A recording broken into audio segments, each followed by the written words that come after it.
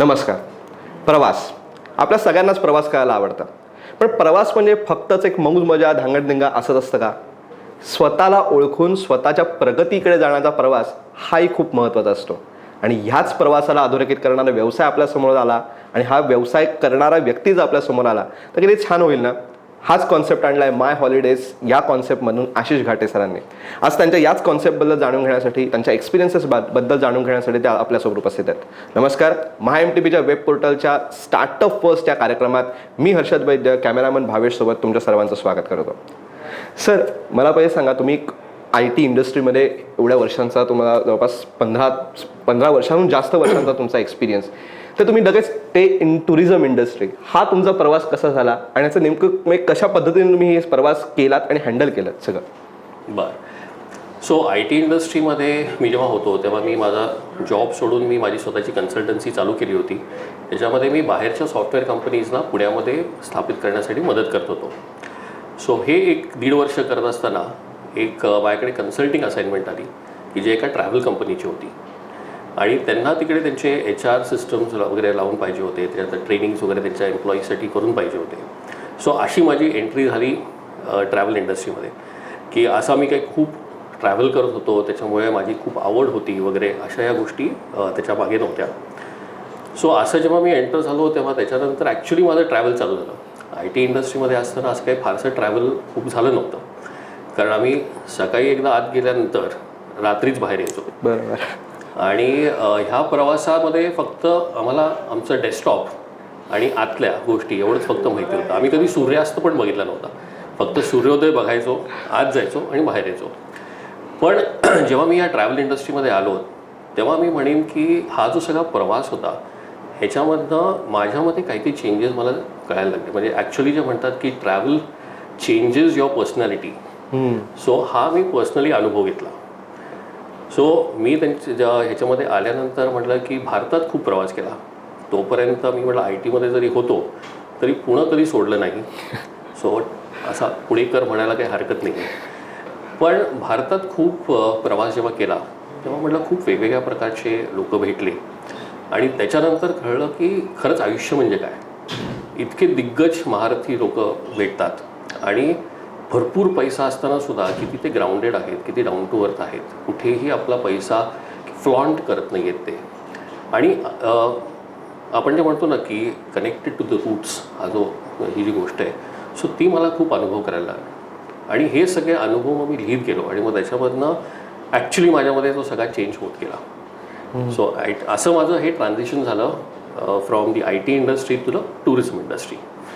So असा गेला 12-13 वर्षाचा माझा टुरिझमचा प्रवास आहे. ह्याच प्रवासाला तुम्ही स्वतःला अधोरेखित केलं आणि हाच प्रवासाचा तुम्ही तुमच्या व्यवसायाशी पण नातं जोडलात. बरोबर. की स्वतःला इव्हॉल्व करण्याचा प्रवास. बरोबर. तर ह्या तुमच्या माय हॉलिडेजच्या कॉन्सेप्टबद्दल मला सांगा की हॉलिडेज सुद्धा स्वतःला इव्हॉल्व करण्यासाठी आपण वापरू शकतो किंवा हॉलिडेजचा वेगळ्या पद्धतीने आपण बघू शकतो. बरोबर. हा कॉन्सेप्ट आम्हाला सांगा. ह्या कॉन्सेप्टबद्दल ऐकायला आम्हाला आवडेल. सो मी जेव्हा माझे अनुभव जेव्हा लिहित होतो तेव्हा मी बघितलं की प्रत्येक अनुभव आपल्यामध्ये काही ना काहीतरी रिअलायझेशन एक सोडून जातो किंवा आपल्यामध्ये काही चेंजेस ते होत जातात. आणि त्या काळी असं झालं होतं की बरीच चांगली पुस्तकंही माझ्या आयुष्यात आली.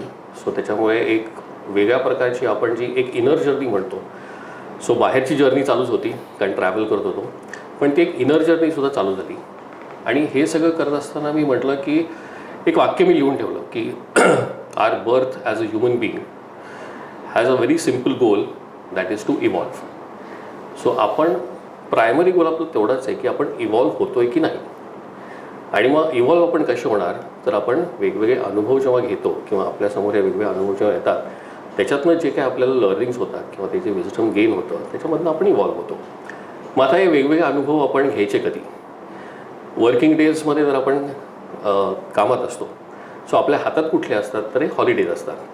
तर हॉलिडेजचा जर आपण अगदी चांगला उपयोग केला आणि त्याच्यातनं आपले हे वेगवेगळे अनुभव आपणच जर डिसाईड करू शकलो तर त्याच्यामधनं आपल्याला पुढे जाऊन आपल्यामध्येच तो चेंज आणता येतो. So I would say rather than changing the world might as well change ourselves so that the world automatically changes. So असा माझ्याकडे सुट्टीकडे बघायचा, म्हणजे हॉलिडेकडे बघायचा माझा दृष्टिकोन बदलला. आणि मग म्हटलं की माझा बदलला आहे तर मी जास्तीत जास्त लोकांपर्यंत हा का नाही पोचावा. सो अशा दृष्टीने ते कॉन्सेप्ट तो तयार झाला. या संपूर्ण प्रवासामध्ये तुम्ही सांगता की इव्हॉल्व करणं, स्वतःला इव्हॉल्व करणं, पण ह्याच्यामध्ये थोडासा व्यावसायिक भाग पण असतोच. मग ह्या व्यावसायिक भागाला तुम्ही कसं डील केलं की स्वतःला इव्हॉल्व, मी आपण एक खूप चांगलं गोल तर ठेवलेलं आहे, पण त्याला व्यवसायाची जोड देत असताना तुम्हाला काय पद्धतीने त्याच्यामध्ये मॉडिफिकेशन्स करावी लागली, किंवा असं म्हणता येईल की प्रवासाला मी तुमच्या स्वतःला काय आपण कन्सिस्टंट ठेवण्यासाठी, इंडस्ट्रीची कन्सिस्टंट ठेवण्यासाठी तुम्ही याच्यामध्ये कसे मॉडिफिकेशन्स केले आणि कशा पद्धतीने तुम्ही आत्ता काम करत आहात? बरं, आता आपण जेव्हा ट्रॅव्हल म्हणतो तेव्हा ट्रॅव्हलमधले बाकीचे टूल्स अँड सर्व्हिसेस जे आपण म्हणतो ते तसंच राहतं, बरोबर. ते डेस्टिनेशनही तिकडेच असतं, हॉटेल्सही तिकडेच असतात, व्हेकल्सही तेच असतात, तिकिटिंगही तसंच असतं. फक्त काय बदलतो तो आहे आपला अप्रोच या सगळ्या गोष्टींकडे बघायचं. तर मी बाय प्रोफेशन क्वालिफाईड काउन्सिलरसुद्धा आहे. सो काउन्सिलर ह्या माध्यमातून जेव्हा बरेचसे काउन्सिलिंग सेशन्स होतात त्याच्यामधनं काही कॉमन चॅलेंजेस माझ्यासमोर आले आणि त्याच्यामधनं बघितलं की खरंच आपल्या नात्यांमध्ये प्रचंड कन्फ्युजन चाललेलं आहे. सो ह्या नात्यांमध्ये कन्फ्युजन कशामुळे आहे, तर मग म्हटलं की लोकांमध्ये संवाद नाही आहे. कारण आज आपल्या ह्या डिजिटल टेक्नॉलॉजीमुळे, म्हणजे हे आता सगळीकडेच आहे, लहान मुलांपासून मोठ्यांपर्यंत सगळ्यांमध्ये, की वेळ आपण एकमेकांना देऊ शकत नाही आहोत. त्याच्यामुळे चांगला इफेक्टिव्ह संवादही होऊ शकत नाही आहे. तर मग हा इफेक्टिव्ह संवाद कसा आणू शकतो, तर आपल्याकडे सुट्ट्या आहेत.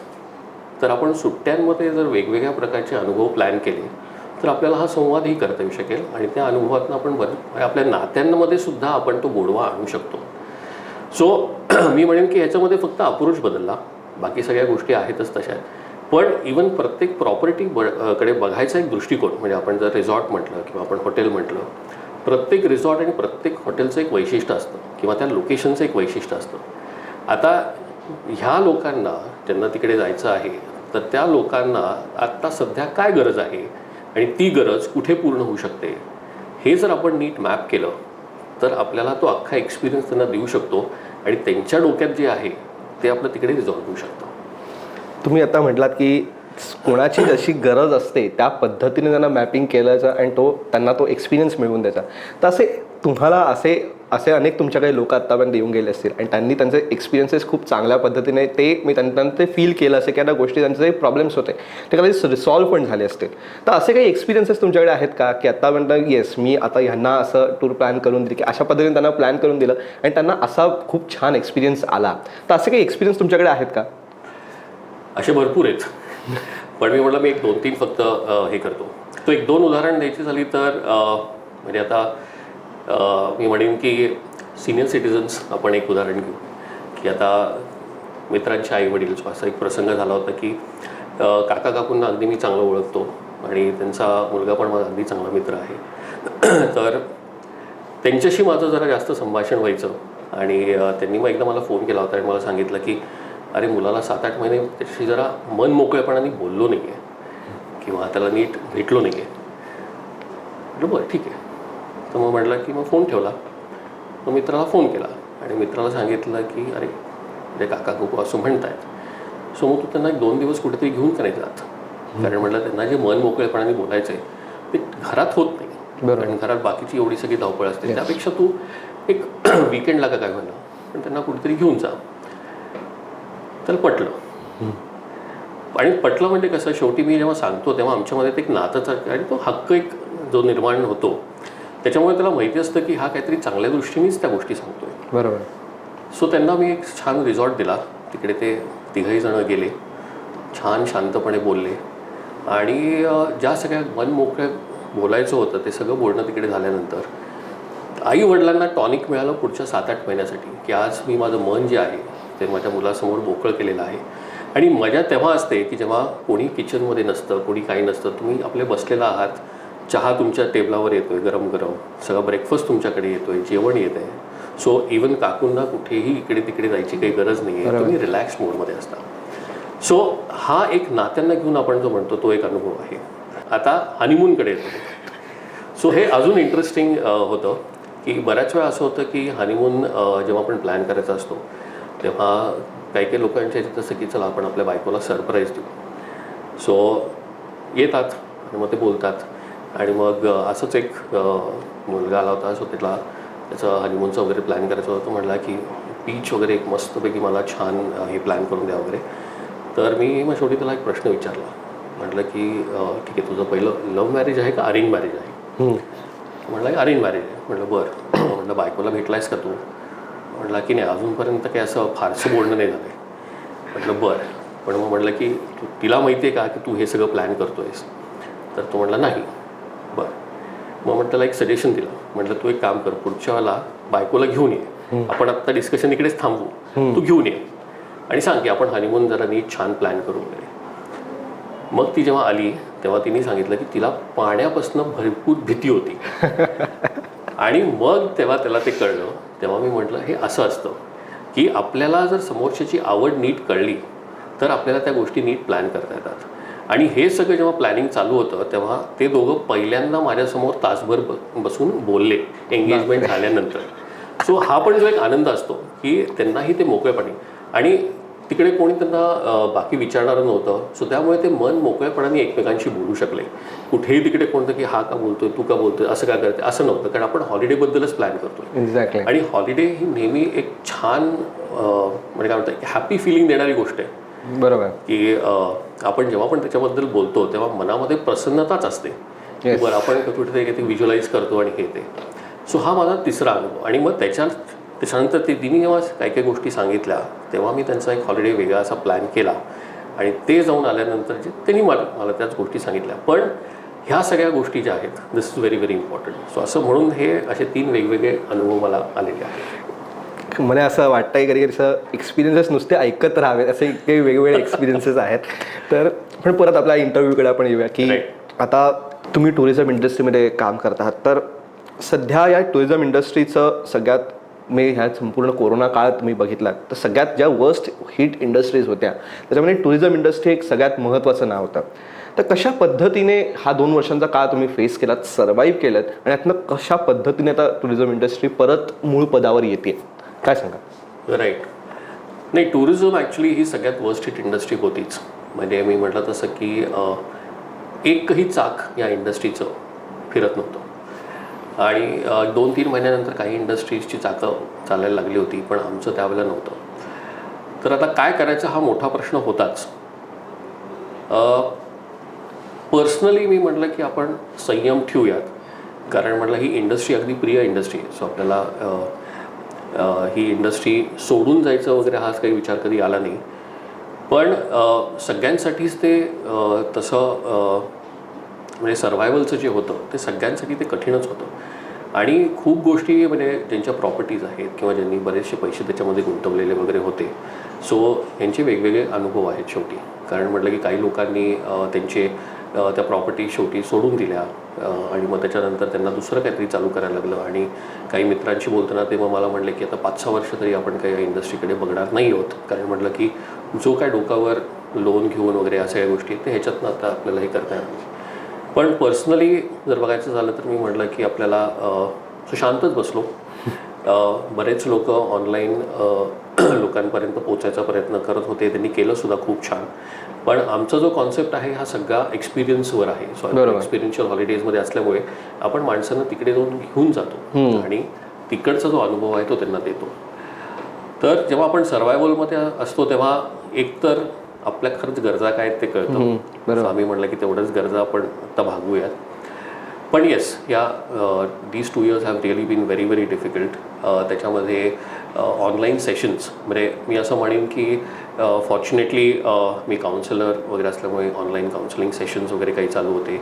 त्याच्यानंतर काही एक वेगळ्या प्रकारच्या कन्सल्टन्सीज त्याच्यामधनं काही चालू झाल्या. तर थोडाफार आर्थिक ह्याला ती मदत झाली. पण टुरिझम इंडस्ट्रीच्या थ्रू जर म्हटलं तर ते काहीच नव्हतं. आणि कोरोना अशी गोष्ट होती की कुणाला सांगताही येत नव्हतं की नाही तुम्ही जा, आपण बघू काय करायचं आहे ते. कारण मध्ये मध्ये हळूहळू ते चालू झालं होतं, लोक जात होते. पण म्हटलं की ही एक मॉरल रिस्पॉन्सिबिलिटी असते की कोणाला जर काही झालं.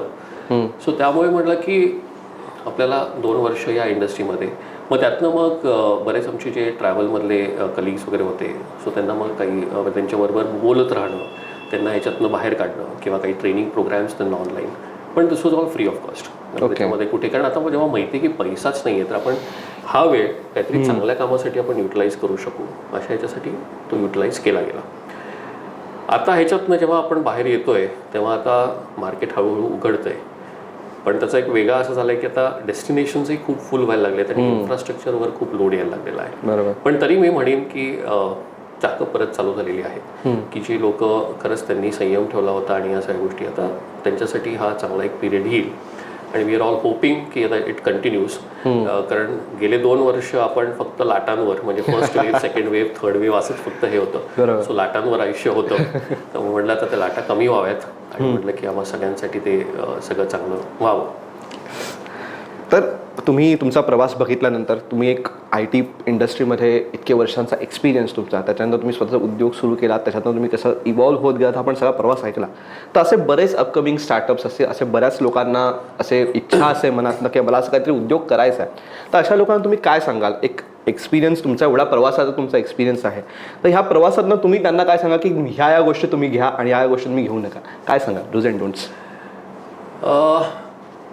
स्टार्टअप म्हटल्यानंतर एक तर मी म्हणेन की स्टार्टअप जेव्हा आपण चालू करतो तेव्हा एक असं असतं की कुठेतरी आपल्याला एक डोक्यात कल्पना आलेली असते, कुठेतरी आपल्याला जाणवतं की ह्याची कदाचित सगळ्यांना गरज आहे आणि त्यामुळे ती कल्पना घेऊन आपण मार्केटमध्ये उतरतो. स्टार्टअपचं कल्चर हे फार वेगळं आहे आणि म्हणजे त्याच्या प्रोज आणि कॉन्सही आपण बऱ्यापैकी माहिती आहेत लोकांना. काउन्सिलिंगच्या याच्यामधनं मला बऱ्याचशा गोष्टी जेव्हा बघतो तेव्हा लोकांना असं वाटतं की आपण स्टार्टअप चालू करावी, कुठेतरी 100 कोटीला आपण ती विकावी आणि त्याच्यातनं खूप पैसे कमवावे. पण ह्या सगळ्यामागे माझा थोडासा एक पर्सनल पैसा हा इम्पॉर्टंट आहेच, पण त्याच्यामागे जे ज्या माणसाने ती कल्पना घेऊन जो उतरलेला आहे तर त्याला आपण ते श्रेय दिलं पाहिजे.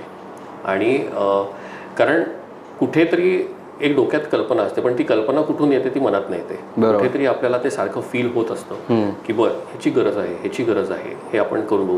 त्याच्यातनं ती डोक्यात जाते, डोक्यातनं ती पेपरवर येते आणि पेपरवर आल्यानंतर जेव्हा तो ॲक्च्युली मार्केटमध्ये ती घेऊन येतो तर तेव्हा मी म्हटलं की that is the first thing that he needs to get saluted for. की ती कल्पना म्हणजे बाकी सगळ्यांचं म्हणजे बाकीच्याही कंपनीज असतात काही, पण आपली कल्पना घेऊन जेव्हा आपण येतो तेव्हा आपण आपल्यासाठी एक वेगळा पाथ क्रिएट करतो. बरोबर. सो प्रत्येक जो कोणी स्टार्टअप येत असेल त्याला मी सांगेन की जर असंच मनामध्ये ती एक कल्पना असेल तर तुम्ही नक्की त्या कल्पनेला कुठेतरी एक शेप द्या, मार्केटमध्ये आणा.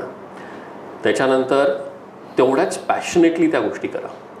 पैसा इम्पॉर्टंट जरी असला तरी तो प्रवास जास्त इम्पॉर्टंट आहे. बरोबर. कारण ती कल्पना लोकांपर्यंत आणणं हीच सगळ्यात मोठी गोष्ट आहे. तुम्ही आलात आणि हा एक खूप छान कॉन्सेप्ट आम्हाला सांगितला की स्वतःला इव्हॉल्व करण्याच्या जर्नीबद्दल तुम्ही सगळ्यात जास्त आपण फोकस केला पाहिजे आणि ती खरंच गरज आहे आणि याच्याबद्दल कोणीच काही बोलत नाहीच नसताना तुम्ही खूप चांगला कॉन्सेप्ट आहे, खूप व्यवसायाचा सुंदर टच तुम्ही त्याला दिलात. तर तुम्ही आलात, तुमच्या कॉन्सेप्टबद्दल आम्हाला सांगितलं आणि या जर्नीबद्दल आम्हाला सांगितलं, त्याबद्दल खूप खूप धन्यवाद. महा MTBच्या पूर्ण टीमकडनं मी तुमचे खूप आभार मानतो. धन्यवाद. महा MTB स्टार्टअप फर्स्ट अतिशय सुंदर प्लॅटफॉर्म तरुण भारत यांनी चालू केलेला आहे. त्यांना मला मनापासून धन्यवाद द्यायचे आहेत की त्यांनी मला इकडे बोलवलं, माझे विचार मांडण्याची मला एक संधी मिळाली इकडे आणि त्यांच्या पुढच्या प्रवासासाठी त्यांना अनेक शुभेच्छा. थँक्यू.